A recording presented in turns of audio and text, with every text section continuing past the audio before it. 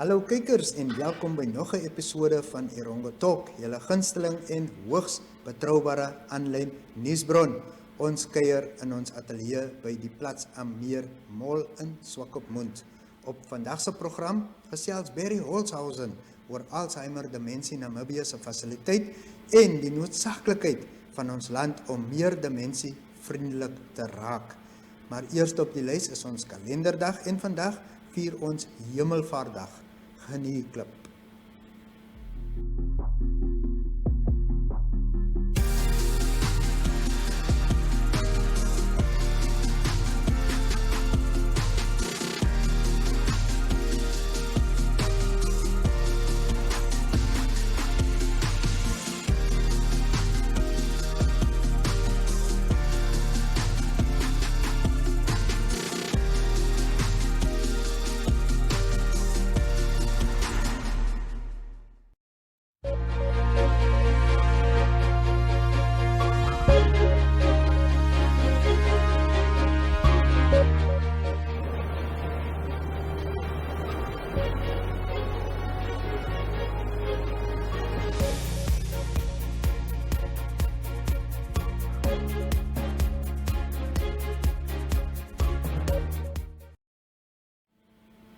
In vandag se nuus, diewe het elektriese kabels wat krag vir beligting voorsien, verwyder by die sportoefengronde in Swakopmund en aansienlike skade vir die munisipaliteit van Walvisbaai berokken.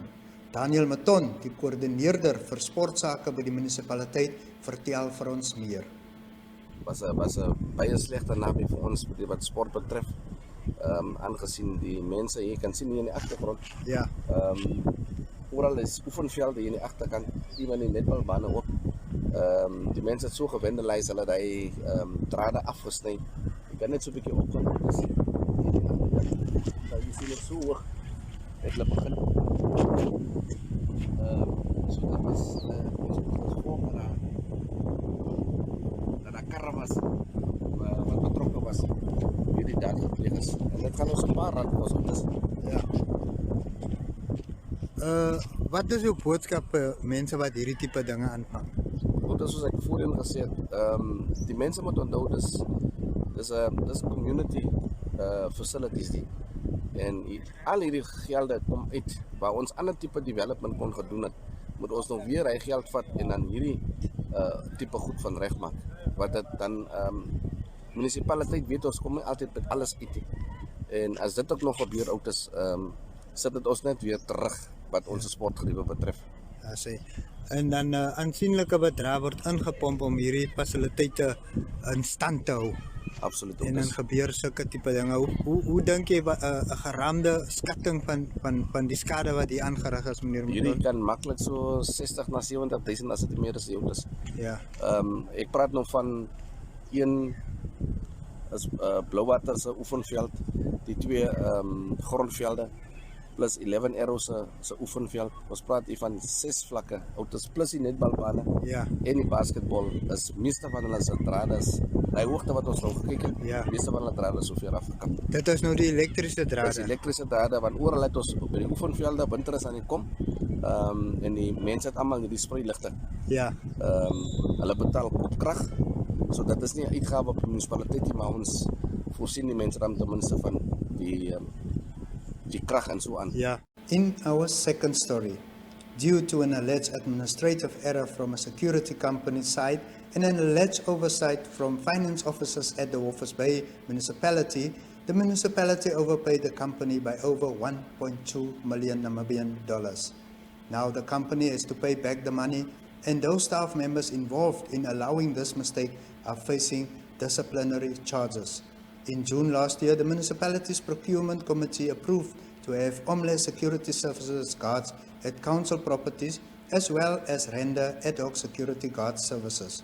In February this year, it came to light that incorrect invoices were submitted by the security company, which resulted in overpayment made by the council. An investigation was launched. From the respective invoices, it was deducted that the hours billed for ad hoc security services rendered represented double billing.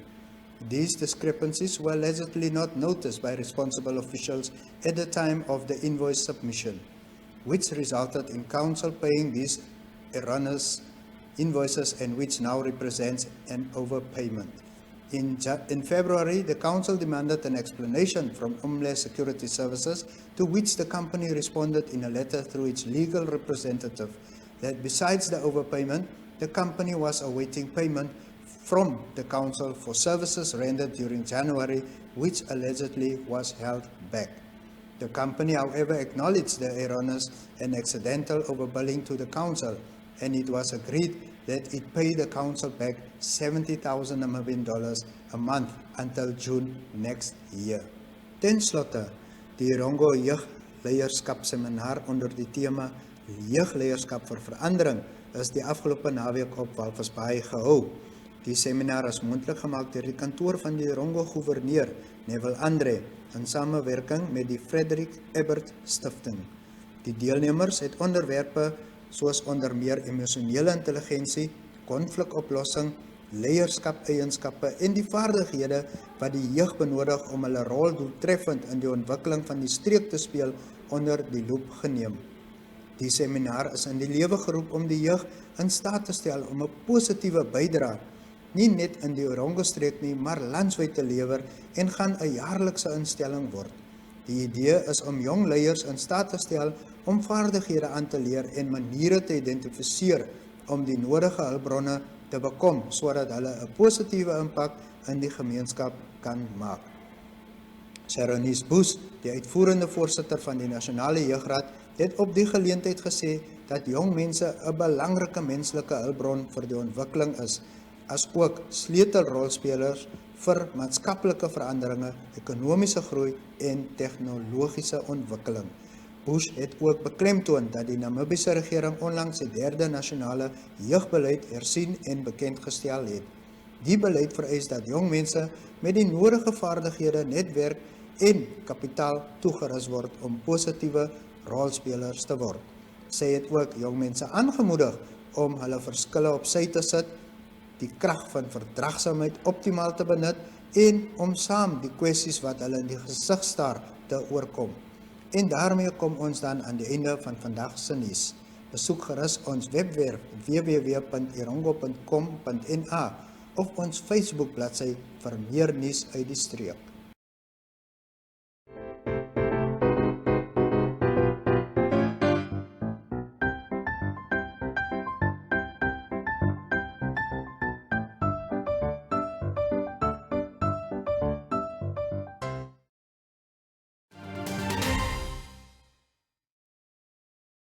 Namibia still has a long way to deal with dementia.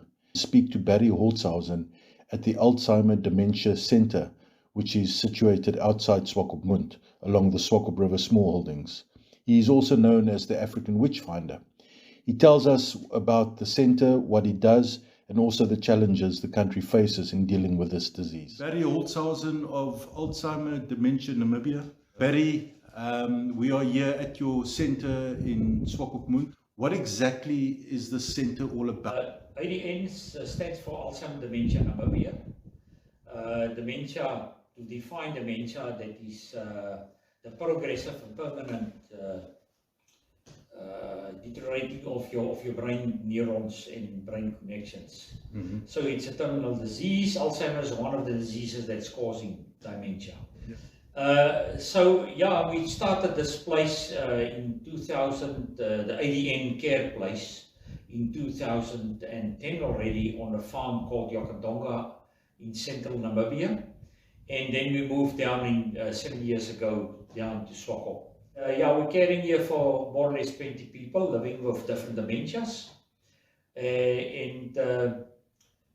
We opt for this place because, like you can see, it's open spaces, and everyone can walk freely and go where they like to, not being included into a small room, waiting for lunch, waiting for dinner, waiting to bath, waiting to go to bed and sleep.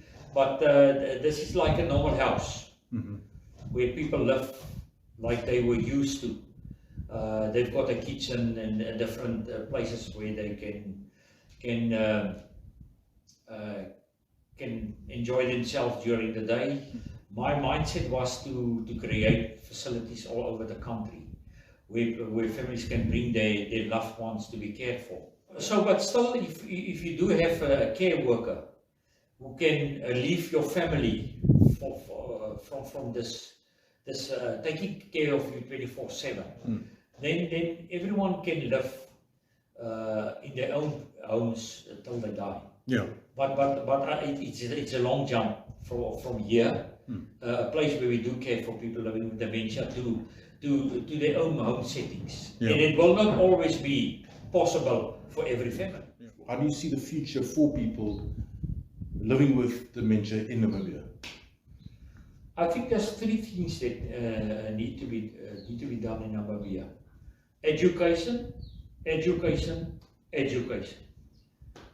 There's three things. People are not educated about this disease. Even medical professionals, they say, your mother is getting old, that's why she's forgetting, or stuff like that. You know, dementia you can't rehabilitate. You can only habilitate.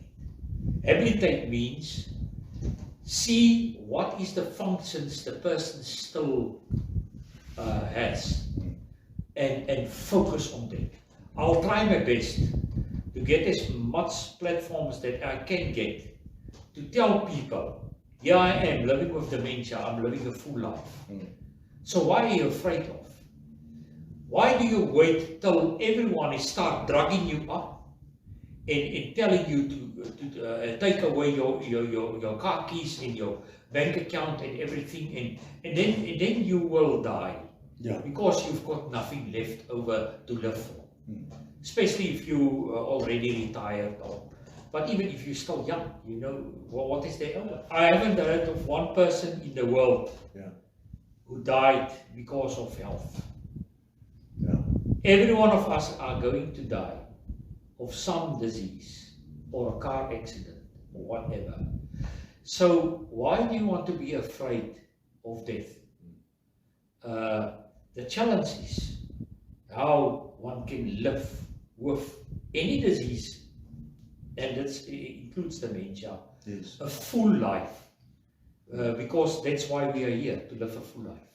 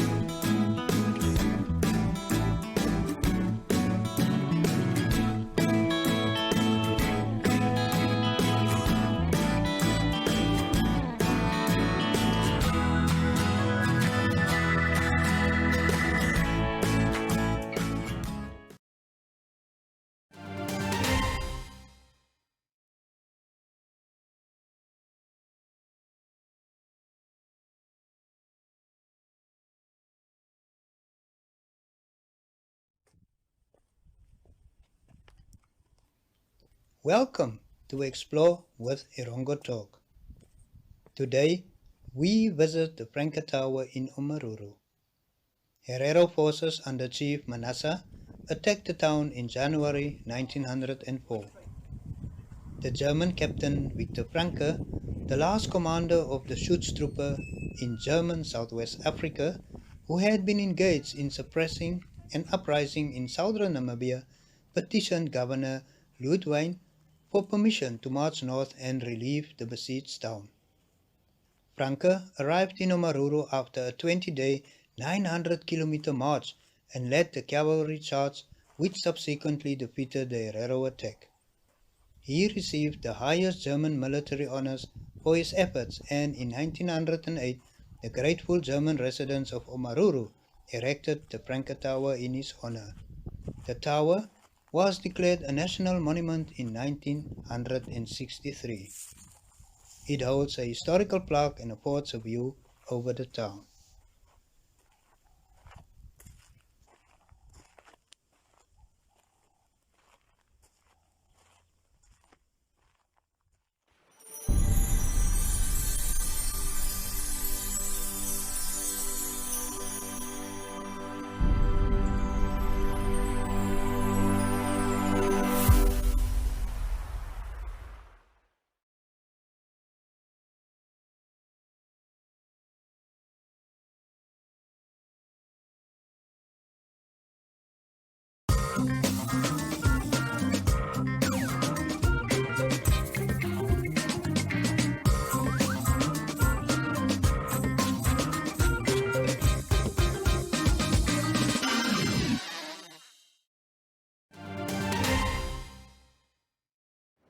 And now for your fishing report. Why are the cod biting? Isn't it supposed to be too cold? Nope, just ask Marcus Ferreira, who got stuck into a very decent cod. He used white mussel as bait and was using his light tackle rod and reel. The fish gave him a good fight as well as a good meal. It weighed a massive 8.68 kilograms. Nice fish indeed. He fished the mile 14 area. Marcus said he was practicing for the Dune Small Angling Bonanza on the 28th of May in Walvis Bay. There are great prizes to be won at this year's competition, and tickets are sold at all angling retailers, including bushwhackers in Swakopmund. Grumpy also received reports from anglers that caught decent galjoen around the pot. Both Henties Bay and Swakopmunders stayed close to their respective towns and got rewarded with some galjoen. The sharks, however, are far less active in this cold water, which is a blessing for most anglers. There is, however, a West Coast League angling competition this weekend at Vlotskas-Baken. Here, the anglers generally target sharks, especially spotted gully sharks. The water seems to be flat enough, so maybe some cow sharks or even bronze whalers might be caught. These are usually much heavier than the spotted gully sharks, so they give the anglers a lot of weight and thus a lot of points. The ski boats had some rough seas, but some ventured out and got rewarded with pen-sized cod. Not a whole bunch, but enough to keep the overheads paid and for some dinner. And that concludes our fishing report for today. Platz Meer is a landmark on the coastline of Namibia, a home to quality shops and quality restaurants, a select variety of fashion and food retailers, as well as banks, not to mention the pier with 36 luxury apartments and entertainment for the whole family. Find us at corner of Tabarite and Albatross Street, Vineta North, Swakopmund. Call us on 064 462 242. Visit platzamir.com.na or at Platz Meer on Facebook. Platz Meer, enhancing your coastal experience.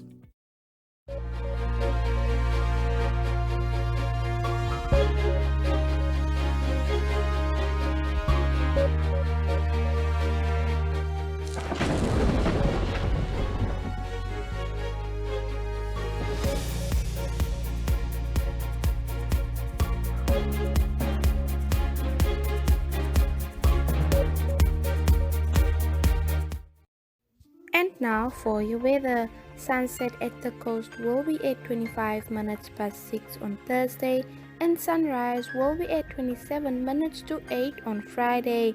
Walvis Bay will have a maximum of 22 degrees Celsius on Thursday, and for Friday a minimum of 11 degrees Celsius and a maximum of 21 degrees Celsius. A 30 northwest southwesterly wind will prevail. Swakopmund will have a maximum of 20 degrees Celsius on Thursday, and for Friday a minimum of 11 degrees Celsius and a maximum of 20 degrees Celsius. A 11 northwest southwesterly wind will prevail. Henties Bay will have a maximum of 20 degrees Celsius on Thursday, and for Friday a minimum of 12 degrees Celsius and a maximum of 20 degrees Celsius. A 30 north-south-southwesterly wind will prevail. Arandis will have a maximum of 31 degrees Celsius on Thursday, and for Friday a minimum of 11 degrees Celsius and a maximum of 31 degrees Celsius. A 30 north-southeast wind will prevail. Usakos will have a maximum of 33 degrees Celsius on Thursday, and for Friday a minimum of 9 degrees Celsius and a maximum of 34 degrees Celsius. A 9-knot north wind will prevail. Karibub will have a maximum of 31 degrees Celsius on Thursday, and for Friday a minimum of 8 degrees Celsius and a maximum of 32 degrees Celsius. A 9-knot north wind will prevail. And lastly, Omaruru will have a maximum of 32 degrees Celsius on Thursday, and for Friday a minimum of 8 degrees Celsius and a maximum of 32 degrees Celsius. A 9-knot north wind will prevail.